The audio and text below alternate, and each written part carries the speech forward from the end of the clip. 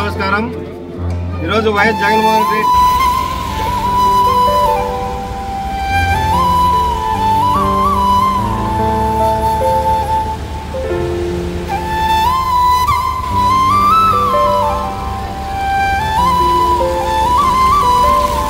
ముఖ్యంగా మీడియా మిత్రులకి నమస్కారాలు.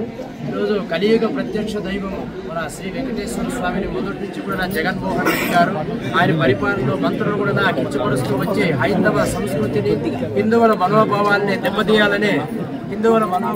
దెబ్బతీయాలనే ఉద్దేశంతో మొదటి నుంచి కుట్రలు దౌర్జన్యాలు అరాచకాలు చేసి హైందవ సంస్కృతిని దెబ్బతీయాలని చూస్తున్నారు.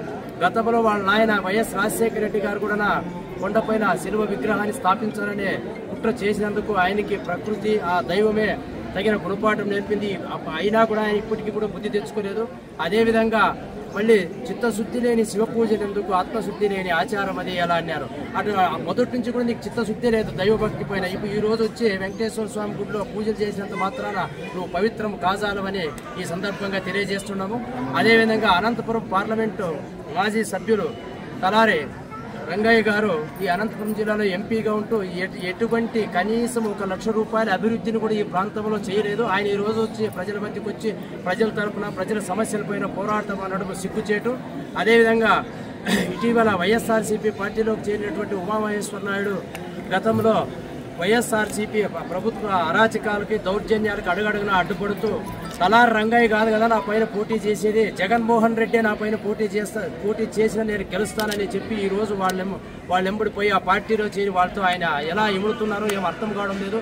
ఇప్పటికైనా కూడా వైఎస్ఆర్సీపీ పార్టీ అరాచకాలు దౌర్జన్యాలను గుర్తించి విఘ్నతగా వ్యవహరించాలని ఈ సందర్భంగా తెలియజేస్తుంది. వైఎస్ఆర్ కాంగ్రెస్ పార్టీ నాయకులు ఇన్ఛార్జ్ తలారి రంగయ్య గాని ఆ పార్టీ కార్యకర్తలు గాని ఈ గుడికి వచ్చి గుళ్ళో అపవిత్రత జరిగింది, చంద్రబాబు నాయుడు ఏదో తప్పుడు ప్రచారం చేస్తున్నాడని చెప్పని తప్పుడు మాటలు మాట్లాడుతూ ఈ గుడికి వచ్చారు. తప్పుడు ప్రచారం చేసేది మీరా చంద్రబాబు నాయుడు అనేది తొందరలోనే తేల్తాది.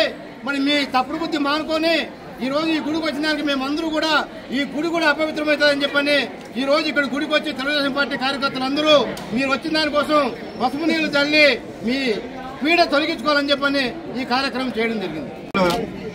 తిరుమల తిరుపతి దేవస్థానంపై చేసిన కుట్రలు కుతంత్రాలన్నీ బయటకు పడినాయి కాబట్టి ఆ తప్పులన్నీ కప్పిపుచ్చుకునే భాగంగా ఈరోజు వైఎస్ఆర్ కాంగ్రెస్ పార్టీ నాయకులందరూ కూడా గుళ్ళేకి వచ్చే కార్యక్రమాలు చేశారు. ఆ పాపిస్టులు, ఆ నికృష్టులు, ఇప్పుడు ఇలాంటి పాపాలు చేసే వాళ్ళ పాదాలు ఈ పవిత్రమైన దేవాలయంలో వచ్చినాయి కాబట్టి వాళ్ళు పోయిన తర్వాత అవన్నీ ఆ పాదాలన్నీ పోవాలని చెప్పేసి పసుపు నీళ్లతో కూడా దేవాలయాలన్నీ కూడా శుభ్రం చేసి వాళ్ళ కర్మ ఇంతటితో తొలిపోవాలని చెప్పేసి రాష్ట్రం సుభిక్షంగా ఉండాలని చెప్పేసి వేడుకుంటూ వెంకటేశ్వర స్వామికి ఇక్కడ పసుపు నీళ్లతో కూడా దేవాలయాన్ని శుభ్రం చేయడం జరిగింది.